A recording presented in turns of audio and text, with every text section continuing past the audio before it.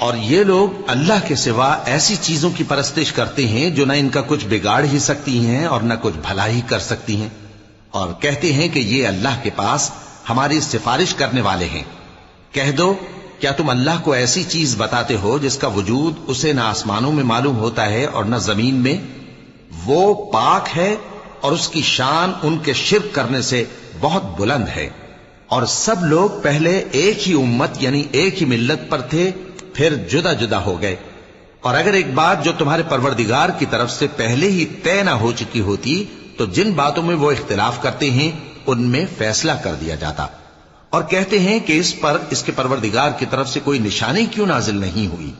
کہہ دو کہ غیب کا علم تو اللہ ہی کو ہے، سو تم انتظار کرو، میں بھی تمہارے ساتھ انتظار کرتا ہوں۔ اور جب ہم لوگوں کو تکلیف پہنچنے کے بعد اپنی رحمت سے آسائش کا مزہ چکھاتے ہیں تو وہ ہماری